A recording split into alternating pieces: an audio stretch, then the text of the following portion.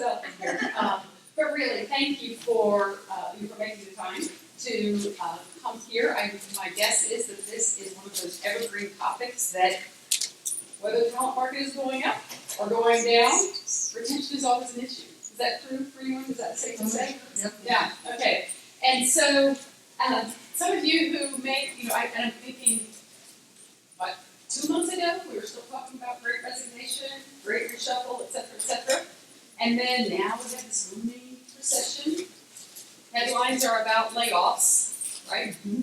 But at the same time, the July jobs report came out, and it was stronger than ever, and unemployment rate is 3.5%, right? So we're in this situation where the ground is just continually shifting, beneath our feet. At the same time, retaining our best employees, right, is always a priority. How do we, because our best employees are the ones who have a lot of opportunity elsewhere, right? Those of you who looked me up on LinkedIn may have raised an eyebrow and said, "Now, how did she get from here to there?" And so I realized I have one of those career paths, right, that you would never recommend. Your guidance counselor or your parents, right, would never suggest it. So I wanted to share a little bit with you about how I came to be here in front of you and the guiding principle that has led me from one experience to another. I began, those of you who are in healthcare, I reached out to many of you this morning if you were registered for the session. If you're in healthcare, I mentioned to you that I began my career as a nurse, ICU, ER, did a stint in psychiatry when I was a trailing spouse in North Carolina, one of the few times when the nation has had a glut of nurses, and so that was the only positions available. It was wonderful education. And I had returned to Austin and was working in healthcare again in one of the local health systems as a cardiac nurse. And then that's when total quality improvement is what we called it then, right? But basically, quality improvement programs started sweeping through healthcare. And, I was just a bedside nurse at the time, had all my scrubs, had to go to some required session, right? This was obligatory, right, with your snacks and your coffee, whatever. And it talked about organizations as a system. The whole notion that we take for granted now, but back then it was very novel to think about internal, customer-supplier relationships and understanding that those were as important about what happens as our relationship as an organization or with our external customers. And all of a sudden, a light bulb came on because I thought this could be a chance to address all those things that were driving me crazy as a clinical nurse. Right? As a clinical nurse, I love the patient care, I love the science, I love the people, I love the interaction, but the system was so broken, right? I thought it was making me crazy.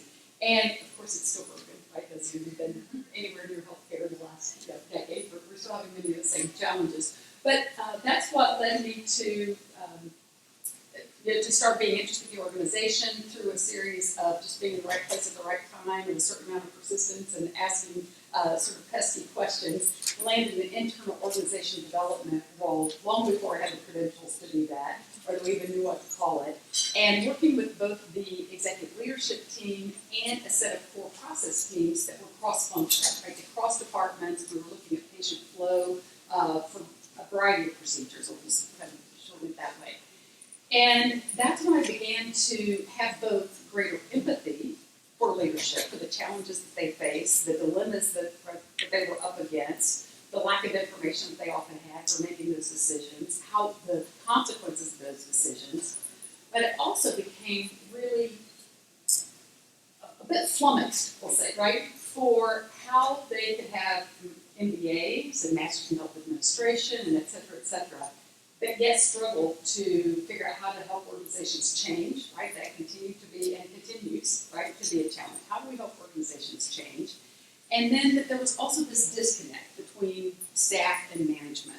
And another thing that I came to appreciate in that role was this, what I mentioned in my introduction, is the physical and mental health implications of our organizational resistance, right? So I had come from being a staff nurse, so I had many people out there, and then we went through this monumental change, and I saw people getting sick, I saw people having car accidents, I saw people having nervous breakdowns, I saw people backing off their career trajectory because mentally they just couldn't take it anymore, etc.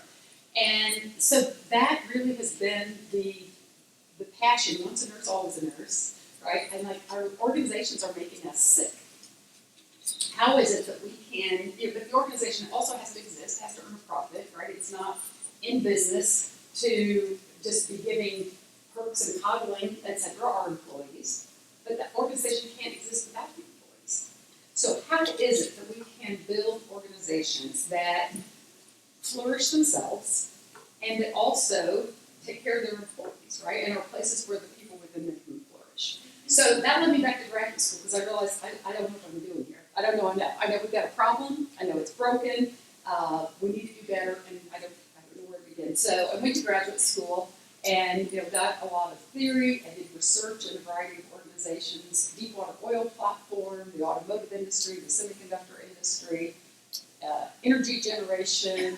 Somebody else is in there. Anyway, so lots of different kinds of organizations, and saw some of the same challenges, right? It didn't really matter what industry they were in. The details were different, but a lot of the challenges that they were facing, the way that people responded, the dilemmas that people felt, the pressures that they felt, those were consistent across industries. And for about the last 15 years, academia, I did well, I enjoyed learning, but I became frustrated with just writing papers that only 3 to 5 other colleagues might read. I have friends I still have lovely academic friends, and they've done really well in that area, and they love what they're doing, but I just couldn't sit in a room and write papers. So I realized there's all this stuff that we know. How do we bring this back to industry? And so for the last 15 years, I've been doing consulting, right? So specializing in health tech, more recently getting back into healthcare organizations, trying to bridge that gap between the vendors, the innovators, and then the healthcare organizations that are adopting them. But the bedrock of all of it, the reason for working with startups, is to help them build healthy companies from the ground up, right? They have a chance to go to a greenfield site, right? They have a chance to make choices. But of course, lots and lots and lots of people still live in work and play, right, in big organizations. And so my practice is a little bit of both of those. So the guiding light is how we create healthy organizations, and certainly how we go about staff retention, and the reasons people are leaving have a lot to do with the fact that our organizations aren't healthy. So that's hopefully that gives you the thread that connects it all and helps me make a little more sense to you.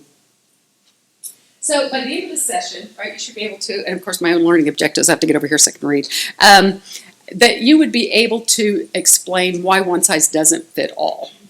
Right. So what actually motivated this presentation, and I had given a version of it for another organization several months ago, and what was motivating me then is I was reading all the prescriptions that were out there, right? McKinsey comes out with something, and Ernst & Young, and there's an article on HBR, and et cetera. And they're saying you need to do these 3 things. You need to do these 5 things. Here are the 2 steps, et cetera. And just from my own clients, I knew that all those things wouldn't work, or weren't a good fit, or weren't addressing the issues that they were having. And so I think it's really important, and that will be like the dead horse by the end of this, right? You'll have that like echoing through your head, that one size doesn't fit all, and why it's so important to tailor our strategies to our organizations. Also to explain the difference between maintenance factors, right, and motivators, and this comes from a little bit of theory we'll touch on, and the importance of each of those for employee retention. They both matter. How many of you have heard of like hygiene factors or maintenance factors, Herzberg's theory? Yeah? Okay, I was thinking those of you who, if you've been in HR, if you've gotten your certification, I'm sure that's, or a master's in org behavior, that kind of thing, that would have popped up. So that's what we'll be touching on there. And then to describe at least one evidence-based approach, right, for improving retention and engagement.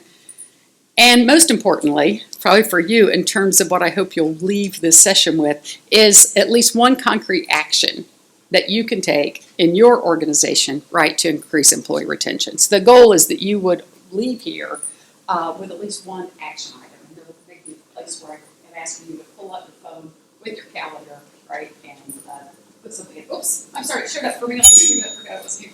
And I'm digging the bell. So the Great Resignation, right? It was a wake-up call.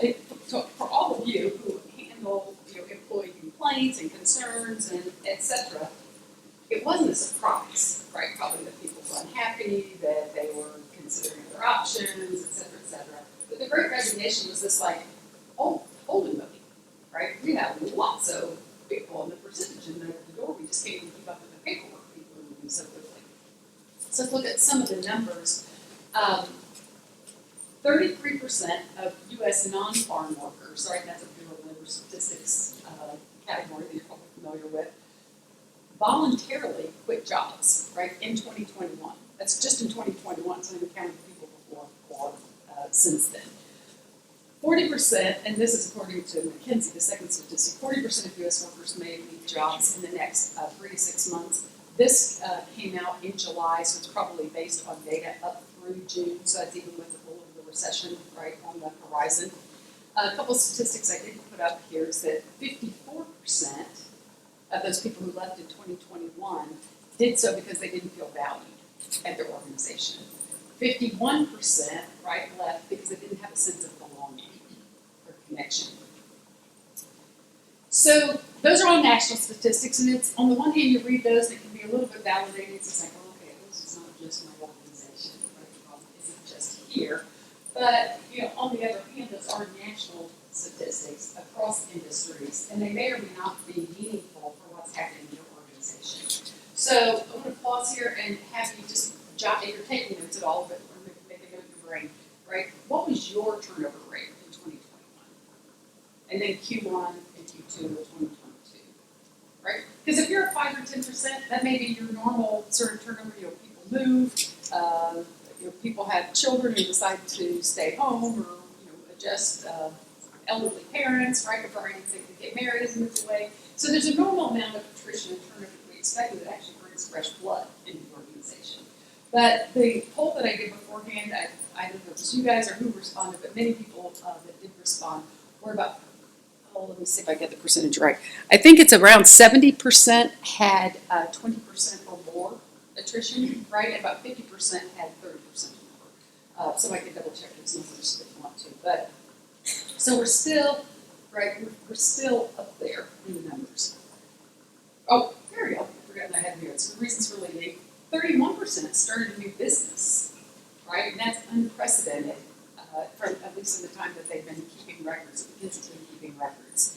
And something else, 17% left the workforce, right? So we also have baby boomers retiring. Some people decided to take early retirement, and some people just sort of opting out in a variety of ways for a variety of reasons. Then once you get past those first big numbers, right, and I know all of you can read this, let me go ahead and highlight these top three. So 41% lack of career development and advancement, 36% inadequate total compensation, and 34% uncaring and uninspiring leaders. Well, if you are an HR leader, right, for yourself, you're like, got this, no problem at all, right? So what we need to do, we'll revisit our career ladders, right? We'll beef those up.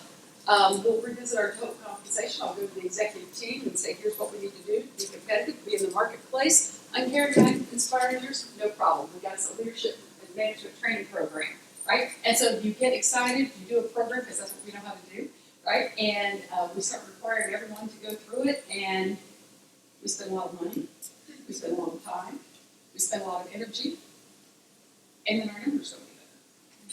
And we're like, what the? I found out why they weren't happy. I did something about it. I don't, our people. And then when we come to conclusions, right? People just don't want to work. Or that's why I interviewed like 50 HR recruiters and hiring managers a year ago. It was last spring. And I don't know how many times I heard people just don't want to work anymore. Right? That's the problem. We just can't get through the door. Or we think it doesn't matter what we do for them, right? They're not happy. They're just not happy. Or there's nothing we can do. But some people are just going to leave. It's just how it is. Or it's the pandemic, right? It's COVID. So we come up with a lot of reasons. We jump kind of quickly maybe to this solution based on data that may or may not have anything to do with our organization, and then we may be disappointed in the results. And so the design of this session is to help you avoid that particular pitfall. So again, a quote from the same article: companies are struggling to address the problem, and many will continue to struggle, right? For one simple reason: they don't really understand why their employees are leaving in the first place. So what's important? The person sitting next to you, different organization, maybe even the same organization, different department. What may work for them may not be what you need to do or what works for you, right? And so really, this is all about doing you and really understanding right? And if you're helping other departments, helping them on a department, team by team basis. So, bringing this home, why are your employees leaving? And so you can, in your mind, you can choose your own department. You can choose a particular department that you know has had a lot of trouble, right? Or where you've seen more turnover. But get a very concrete department in your mind. List, kind of run through some names that you know have left. And then try to get really concrete about why they've gone. And it may be why you think they've gone, right? But there's something to do that.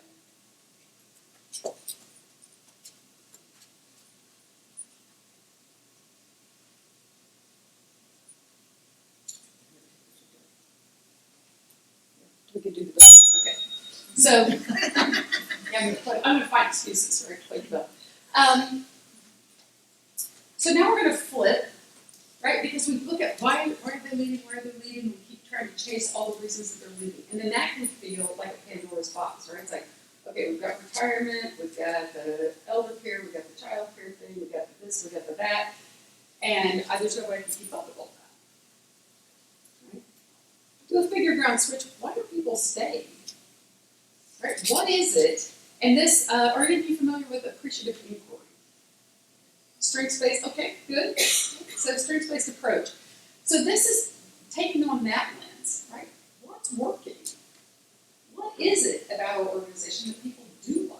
Because we can get so busy, right, focusing on what they don't like. And we have to remember that we're this great big picture, and the don't likes are blobs, but the do likes are often, right? We still have 60% of the people who are staying, or 70% of the people who are staying, right? So some things are working for some people.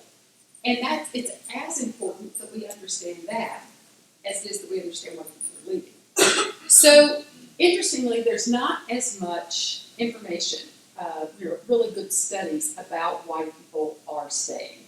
There were a number of, I'd call them sort of anecdotal, the methods were a little bit questionable. There were some in different industries, there were some specific to nursing that I had studied for this other presentation I was doing. Some that were across the board, but they didn't have percentages. So you don't see percentages here, but you see the themes that were recurring, right? And so purpose, if the values, right, and people's values aligned with the organizational mission, they really believed what the organization was up to, that they supported it. People who work, anyone here with HEB? I didn't see it on the list. People who work for HEB love HEB. HEB, right? And part of it, you talk to them why, they're like, it's just so great. They love who they are in the community, right? They love what they stand for, etc. Impact, if people felt like their own personal work was making a difference, right? That nothing more demoralizing to a motivated person than to come to work and feel like, I have no idea what this is about or if it makes a difference. I don't know. I do this and then I do that, and I don't know. I don't know why we're doing it. I don't know if it matters. So being able to feel like you have an impact. Autonomy, right? And again, this will be your higher performers who you want to grow and expand, often having autonomy, any degree of autonomy. But flexible work scheduling, of course, is the hot button issue at the moment. Mastery, they value that the organization provides opportunities for ongoing development. Recognition, right? Feeling like you get some acknowledgement of that you do well, that you make a difference, that your contribution matters. I wrote a post on LinkedIn not long ago based on a conversation I had with a young woman. It's the kind of thing I've heard a few times, but she just said it so well. She said, they didn't even say thank you. And she's like, I don't require a lot of maintenance or whatever, but she's like, you turn yourself inside out and you deliver on this thing that they told you was so important, was so pressed for time, and etc. And then they wouldn't even say thank you. And yet they talk about the culture, and I've seen articles right in the press about this particular organization's culture. It's like, oh man, they got this great culture going on, everybody loves the culture, yada yada. And here was this woman, she left after 10 months, right? And she, I happen to know enough about her work record to know that she's been a valued employee in other places and tends to perform well. And she said she didn't hear anyone else, didn't hear say saying thank you being said very good to anyone else either, right? They rescue a difficult customer relationship, they turn a report around, they work late, they whatever. And so something as simple as that, but when we talk recognition, right, it's not even just big awards. It's like, I see you, you matter, thank you, you change things for us, right? Total compensation, of course, if compensation matters, it's naive to think that it doesn't at all, but people do have trade-offs around that. It's not the only thing that matters, and I think it's important to keep it in perspective. And then positive relationships, that sense of belonging. So back to this making it real, right, for yourself. Think of 3 to 5 people who've been with your team or department the longest, or that perhaps in other departments that you think of as the long-timers there, right? Or the people who are sort of the bedrock. Not the people who are like, oh, they're so retired, right? But the people you're like, oh, I'm so glad they're here. I can't believe that they can go anywhere, and yet they stay. Right? So think about, why do you think they stay? And if you find yourself having, I don't know, like you're not sure, make a note of that to yourself to find out. Why do they stay? What is it about their department, their leader, the organization overall, the work? Who knows, right? There are lots of variables. And then the positive relationships, the sense of belonging. So this is I get ahead of myself, right? So the slide like that. So why do your team members stay? And then we're going to shift to theory. So all that is background, right? There's big data, the nation, there's your own data, right? Now we're going to talk about the framework. And so I mentioned the hygiene motivator. It's also called maintenance factors motivator. Now the languaging has changed over time. As a way to frame the way we think about this so that you too, as you're being a consumer of articles about retention, because there will continue to be research about this and more reports written, it helps to have a framework in mind, right, for interpreting that. And so the Hertzberg theory actually started in 1960, 67, I think it was the first publication of that. And, let me go backwards. We'll distract with the picture. So we have a tendency to think of dissatisfaction and satisfaction as lying on a single continuum, right? People are dissatisfied. We find out why they're dissatisfied, and you do customer satisfaction, employee satisfaction survey, right? We find out why they're dissatisfied. Aha! We'll address those things, and then we will have satisfied, motivated, productive, engaged employees. Right? Doesn't work. Turns out that when we fix the dissatisfiers, they get undissatisfied, but they're not necessarily more engaged, right? That's what Hertzberg discovered, was that these were sort of like 2 different phenomena. And so the things that had people be dissatisfied were what he then called hygiene factors. Right? And I think of it, something about the hygiene triggers me. I think about a house. Right? When the house is messy or whatever, you're having to climb over because the dog did something again, or the kids left stuff out, right? That can be frustrating. When it's clean, when it's very first clean, you may appreciate them, but we tend to sort of take it for granted, right? That doesn't get us excited about the day. It just makes the day easy.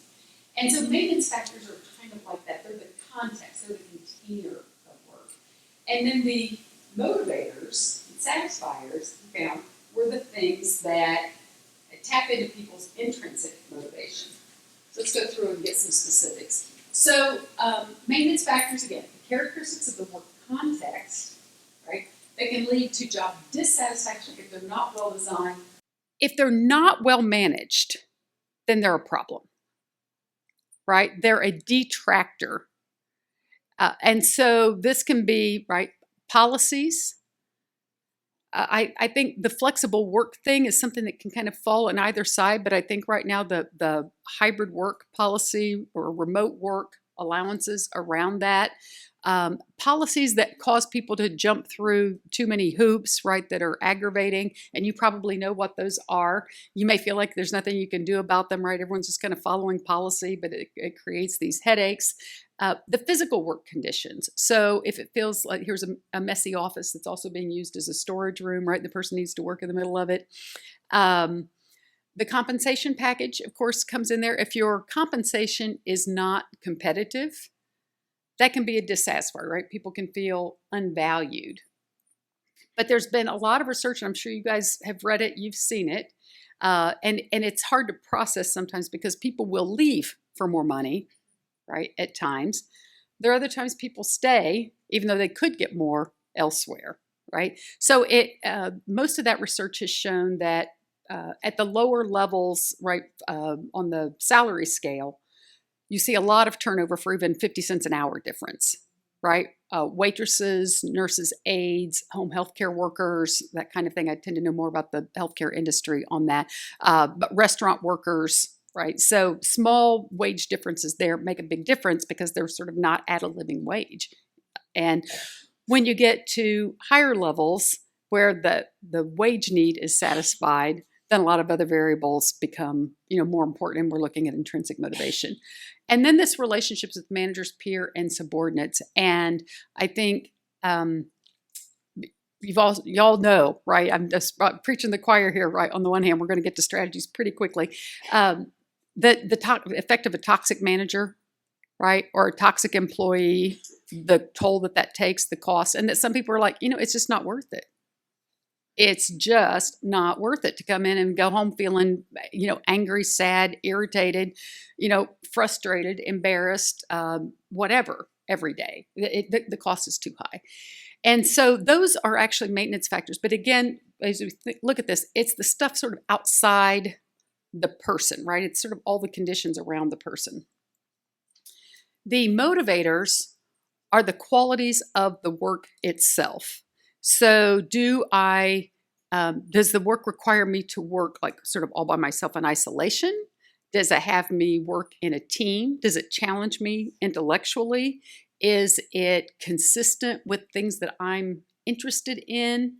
Do I feel like it's important? Do I feel like I'm contributing? Do I feel like I'm growing? Those kinds of things, right? And so that's much more taps into the intrinsic motivation. And I'm an advocate of the strengths-based method, but I'm also, a recovering academic. And so I went back through the research just to make sure that that wasn't a lot of rah-rah. And there was a really good, they call it a meta-analysis, where they look at all the research that's happened right in the last 10 or 20 years on a particular topic and synthesize it. And make sure my own phone's not on. And synthesize it. And the conclusion that they came away with is that strengths-based approaches that tap into intrinsic motivation are really the only sustainable approach to motivation, right? We can do incentives, but those tend to be short-lived, right? And then we expect more and more and more. Being able to tap into employees' intrinsic motivation is the only consistent, persistent, sustainable way to really get that satisfaction and performance. I think I've got maybe one more picture there. Yeah, a designer guy. Whoops, there we go. So when we map the data, so we talked about at the beginning, reasons people leave, right? And reasons people stay, and you've got your own people's reasons, hopefully some notes on that. And then we've got Herzberg's theory, right, about maintenance factors and motivators.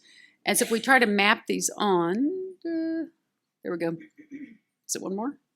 There we go.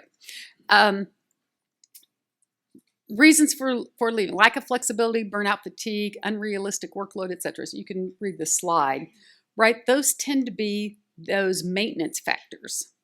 There's always a little bit of fuzz, right? The boundary's not exactly clear, right? With some people, there's always some 2%, 4% of people here and there that for a particular factor, they might fall on a different side of the line. But as a general, like if you're just sort of overwhelmed with data at the beginning and you're trying to do a quick sort and decide where should I begin, that this understanding that we have to address, right, the work context issues, the container issues, the hygiene issues, if we need to stop the hemorrhage, right? If you've got people leaving all the time and you've got a toxic manager issue, et cetera, we'll get into this in the strategies. But those, if we want to stop the hemorrhage, that's where we need to look. If we want to focus on the people who are there, how we give them more reasons for staying, right? They're already bought into, supposedly, right, our mission, our purpose of the organization. And we want to continue to inspire them and tap into that intrinsic motivation. Then we focus on these reasons for staying side, which are the motivators. So now let's take all that and then turn it into, so, okay, great, Julie, this is all kind of interesting, but what do I do right next week when I go into my job? So one of the did I miss a slide? No, it's probably next. So again, back to the dead horse I'm going to be beating, right? One size doesn't fit all is one piece. The other piece is there's no single strategy, even within your organization, that's going to address all your issues, right? You're going to need a multidimensional approach, and it will likely vary even from department to department. And that's so hard, right, for HR, because you also have these issues of like equity, and we have to have policy, and we need to be consistent, and et cetera. And so I know you've got legal concerns about that, right, in terms of what you offer in some places and what you offer in others. As you'll see when we get into some of the strategies, they're like, many of them are no cost or low cost and are much more about how we interact with the employees and how we manage, directly within the team, within the department, rather than additional perks of any sort, right? So I think that gets you away from the legal concern, oh, this isn't fair, but instead becomes a much more tailored approach to what the cafeteria workers, right, at Seton, for instance, when I worked there, what the cafeteria workers at Seton wanted and needed was different than what the nurse educators wanted and needed, right? And what we needed to do for them to feel important, valued, right, trusted and retained, in order for us to retain them, that, those were different. So it didn't make sense to try to do some huge organizational policy and expect it to somehow impact all these people in the same way. So maintenance factors, if you've got hemorrhage, right, clean up your context, right? Deal with some of your maintenance. If things have leveled off and you're trying to rebuild and give reasons for people to stay who are already there, and hopefully they'll become magnets for other people to stay, you might need to be focusing on more motivators. Chances are you're going to need some of each, right? And again, vary from department to department. So again, from the same article, right? This, like I said, is a conclusion I had come to, and it's always exciting when you read McKinsey and they agree with you, right? But employers have to take a multifaceted approach, right? So what, dead horses? One size doesn't fit all, right? Second dead horse, multifaceted approach, multidimensional. It's not one solution won't work, even within your company. So back to, let's see, let me go back, please. So what I'm going to be going through is reconnect, right? These 4 strategies. So under the maintenance factors, reconnect strategies and recognize, respond. I think on the slide I actually have and support strategies. Addressing dissatisfiers and starting to rebuild that, seeing the people in front of you, right? And having them feel seen and heard, even finding out what it is you need to address. Is what we'll be talking about there. And then the motivators, how do we develop and engage? I'm going to be going through strategies, things you can implement next week, in the next 30 days, in the next 180 days. It's a high level. It's more information on a slide than any of the people who teach you about presentations would suggest you have on a slide. But there's also a download, and there's a URL at the end for a download for an additional, it's kind of 2 pages front and back, that also have like 7-day, 30-day, 180-day strategies in these categories. And I think there's like a total of 29 or 30. I've kind of lost count, but I think that's how many are there. So that gives you a framework for the categories. So beginning with reconnection, and even if you don't have a hemorrhage problem, I encourage you to start here. People are tired. You're probably tired, right? People are hungry to be seen, to be heard, to feel valued. We have oceans of untapped talent in our organizations, right? Because people are in jobs, we hire them for particular skills and they get slotted into a job to do that skill.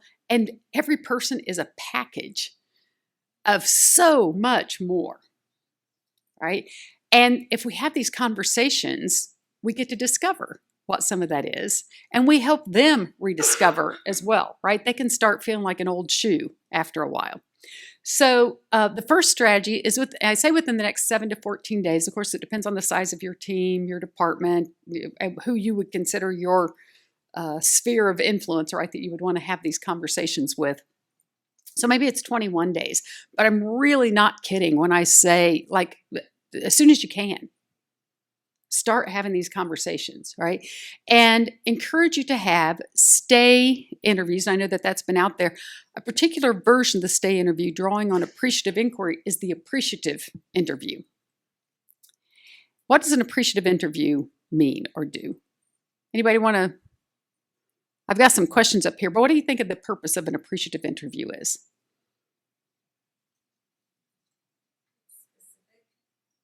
Okay, specific. Okay.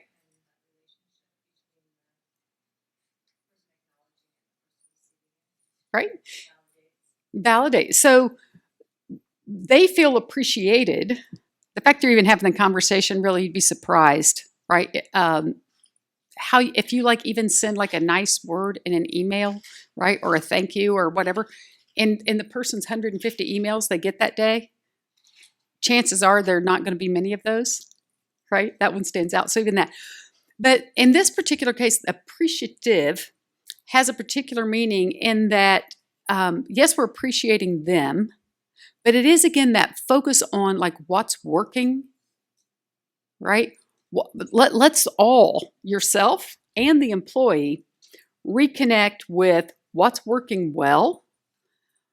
What's been the high point of your week? These are questions you would ask them, right?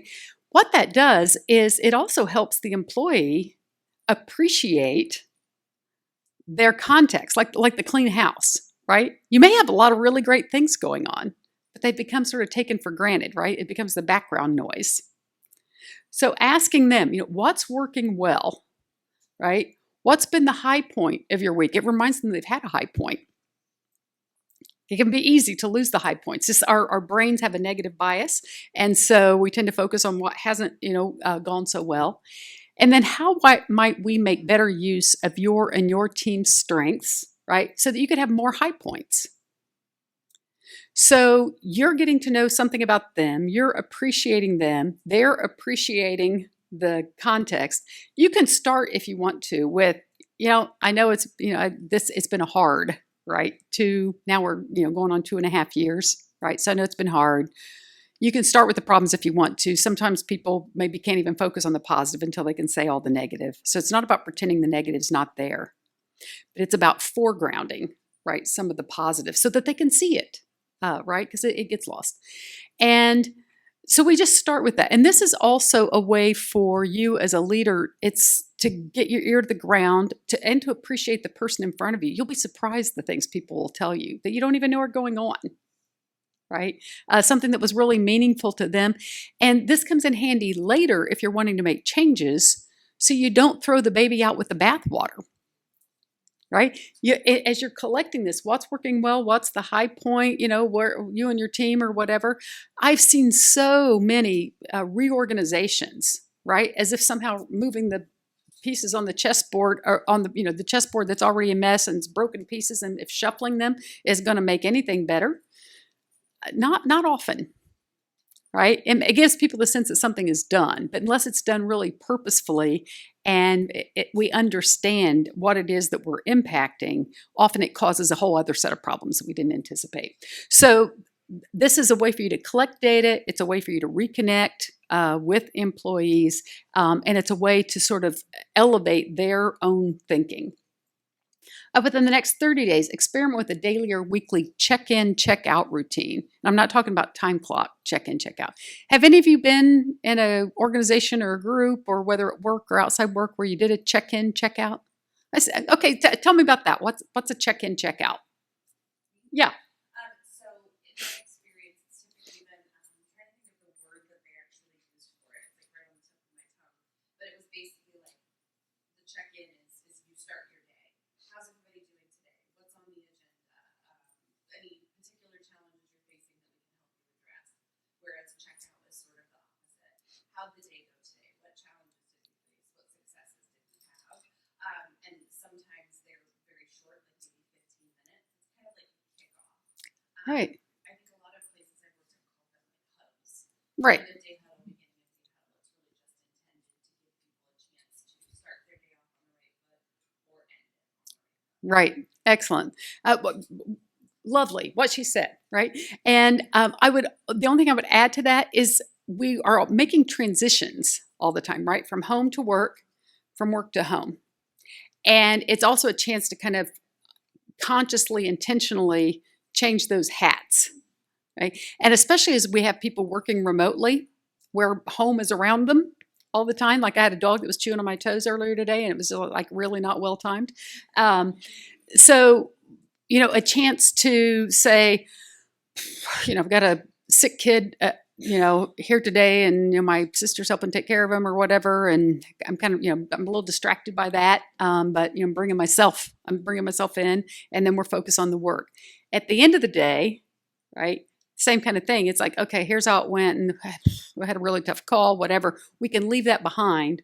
And what I'm looking forward to this evening is, somebody's birthday party or my child's soccer practice or, whatever it is that they have going for.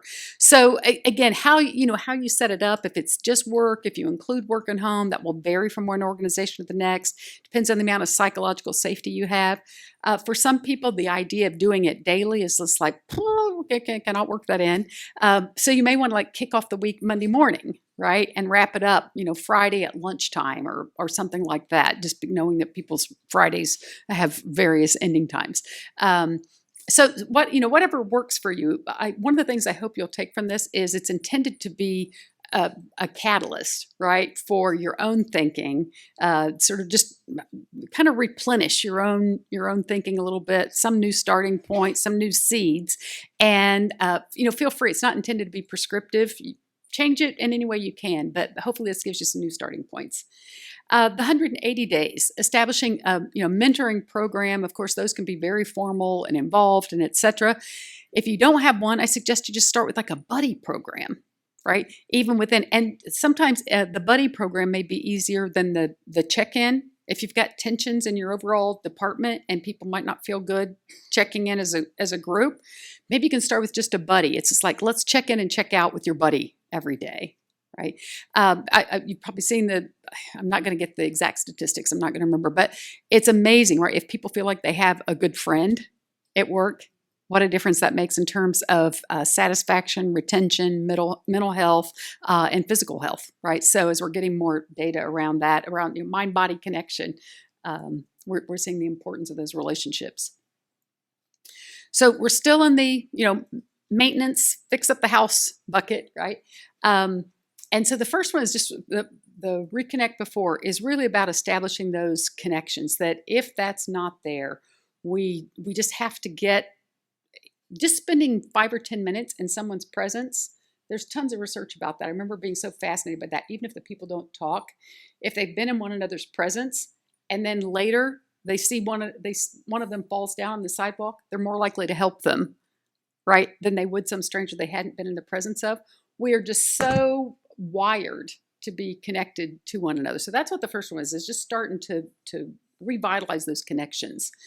Now we're really looking at how do we clean up the house a little bit more, right? Now that we've started to establish some psychological safety, some trust, some lines of communication. And within the next 7 to 14 days, if you don't already have this in place, and again, I know we have a range of organizations here, organizational types and sizes, but mandatory breaks, right? 15 minutes in the morning, 15 minutes in the afternoon, a required meal break.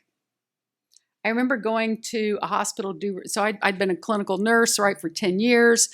We often drank the orange juice out of the refrigerator and ate the graham crackers, right, that were available supposedly for patients, but that's all we had for lunch.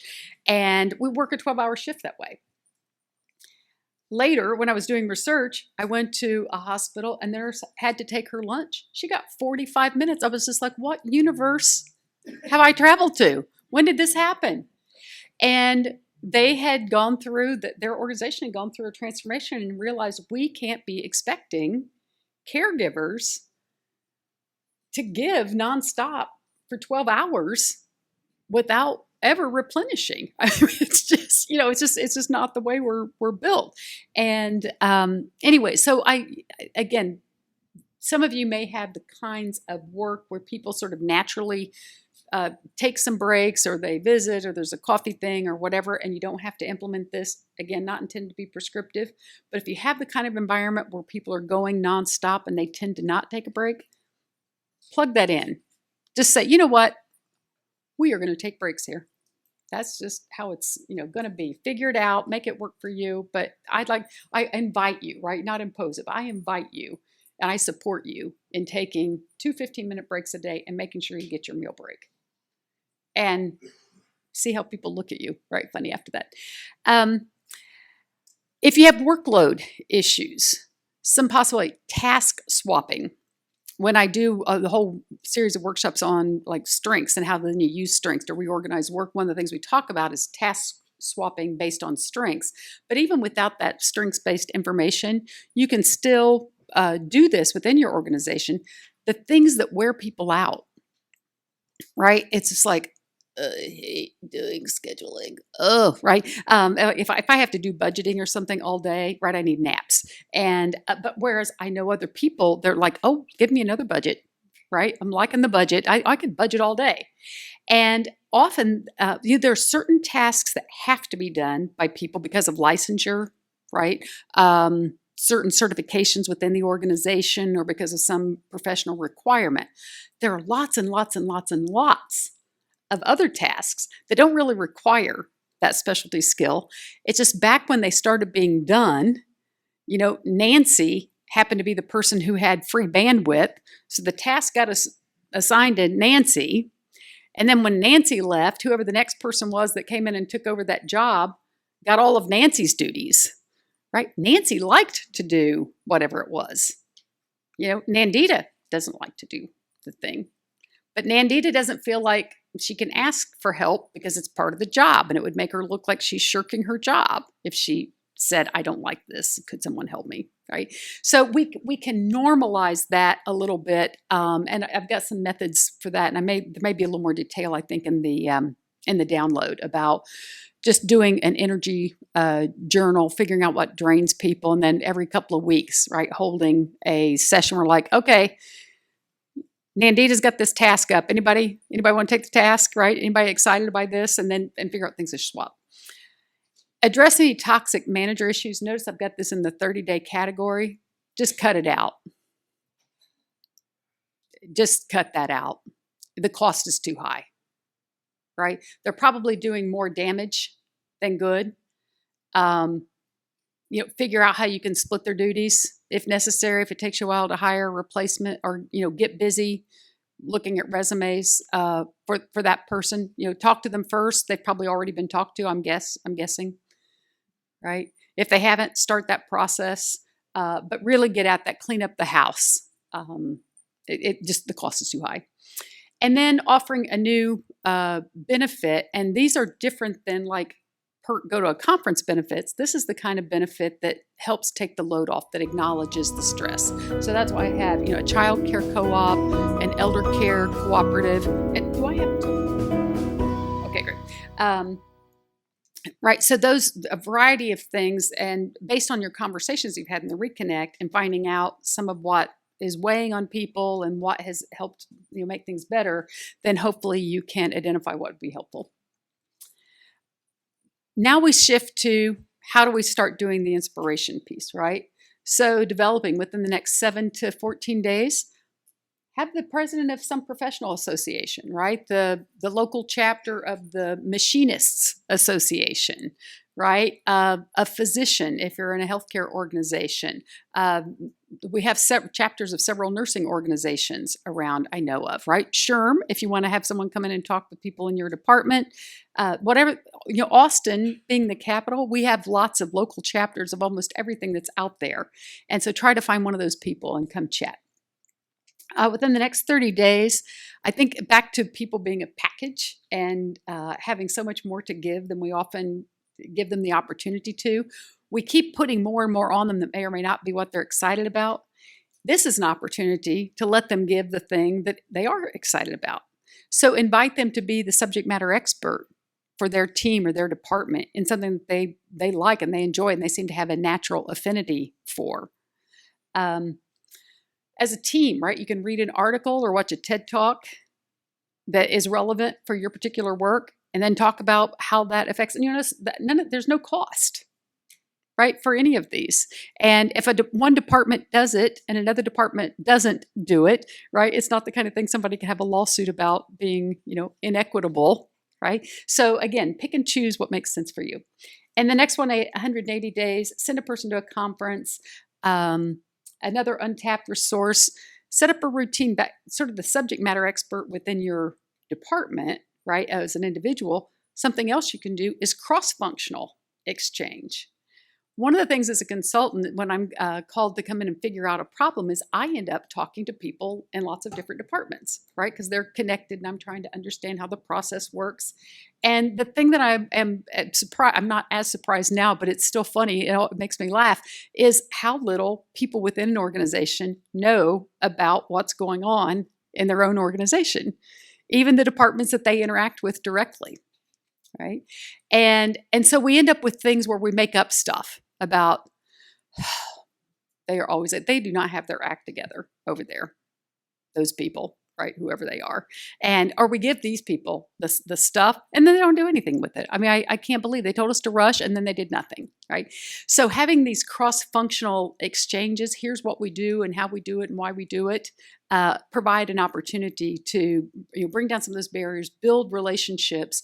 And one of the things we now know about organizational resilience is having all those informal connections that cross lines, right, that aren't reporting relationships, really accelerate and improve organizational resilience because, we maybe is sort of through COVID now, right? We still have more stuff, but there's going to be more. Right? There will be another thing and another thing and another thing. So we need to keep building organizational resilience. And what we got here, the engage. And again, like I said, these slides violate all the rules of good presentation, but I was hoping that they would make the slides available to you and you can download so you'll have them as a resource. Engaging employees, that has to do with really getting them to participate, giving them the opportunity, inviting them to participate in the things that affect them directly. Right? So this is a quote, it was from an article about nursing, and when employees were not actively involved in relevant decision-making processes, especially in regard to decisions that directly affected their day-to-day work, the frustration built up and ultimately turnover increased in those organizations. As adults, we don't feel like feeling done to, having things done to us, right? And being surprised. So even being able to be part of the conversation, anticipating, knowing something's coming down the pipe, right? Even if we can't totally control it, but being part of the conversation, being able to give input and being able to say, I think we're going to run into problems with that. That's not resisting change. That's people who care enough about their work to say, I see a disconnect, right? And to give you a heads up. We're fading. We have happy hour around the corner. So again, this, beating the horse again, just want to make sure that we have it in here, that we don't just jump to whatever the 3 things are that the HBR, the McKinsey article said you should do, but instead, right, we take the time to find out what's going on. We shop the menu. We download the other menu for additional ideas. We build on that. We elaborate on the menu, right? Don't feel like you're required to follow that in any way. Sort of like a cookbook, right? It's like, I've got chicken again. What am I going to do with chicken? And so we flip through the cookbook until we find something. And I don't necessarily follow the recipe, but it gives me an idea, right? Something new. So action planning. This is the part that I think is most important. Everything that we've talked about here today, the continuing education credit unit that you get, right, is all kind of meaningless unless it translates into action for your organization. And the fact that you were willing to be here and spend an hour, right, of your life on a Friday, talking about this issue tells me that there's something you want to address. There's something that you want to fix. And so I hope that you will. Hang on, there we go. Identify, again, yeah, I see. So go ahead, take pictures of the screen, right? Identify some key folks you wouldn't want to let go of. What key need do you suspect might not be being met for that person? And then here's the key. I should have drawn a circle around that, number 3. What one action can you take next week to confirm or disconfirm your belief? So again, don't make assumption and then act on the assumption. Your assumption is your starting point that gives you a basis for having a conversation with the person, right, about what they need. And then you take action on what they tell you. Nothing worse than asking for input and then not doing anything with it. So that's the other piece, right? Don't ask unless, even if you circle back to say, I heard you, I agree with you, and I can't do anything about it until, Q2 of next year, at least close the loop. Right? Don't ask people for input and then not use it in some way or acknowledge it or complete that communication cycle. So I'm not going to bore you with this because I've already said them like 7 times. What I do want to do is get to the, have you paused, like what's your biggest takeaway, even if it's just making a mental note, and maybe that's part of what your action planning was, because your takeaway is more important than what I think you should take away. And then finally, this additional resource. I think the picture here says employee retention strategy menu, because I was thinking about like at the Cheesecake Factory, how there's like pages and pages of the menu, and there's all this stuff. And there's no way you can or should eat everything on the menu, right, at once. The idea is it gives you choices. And so try to choose, one thing to start with, kind of see how it goes. Get used to something new, something different, and engaging your employees differently. And then, go on to the next thing. I think now it's been edited. I think it says strategy guide or something. The actual thing when you download will say strategy guide. But the link is at the bottom. I have a QR code, but my web guy didn't get it done in time to get to the slides before I had to turn them in. I'm going to hang around, right, for a few minutes. I'm also going to go to the happy hour. So if you need to get to happy hour, you just go, and I'll see you over there. But I'm happy to take any of your questions. And then my contact information is in the deck. I'll pause here if anyone wants to grab that. A 1 hour, 30-minute to hour discovery call with me is always free. It's not a sales call. What it does for me is, I can only work with a certain number of clients at a time. So when people call and have those conversations with me, it's my way of keeping my finger on the pulse, right, of what's going on. So it's actually a service to me as well. And so, don't hesitate to do that or be afraid you're going to get sold. I don't like to sell. And I think that's the thing that you need, maybe that number, right, to make sure you get your certification. Thank you so much. It was really fun to be with you.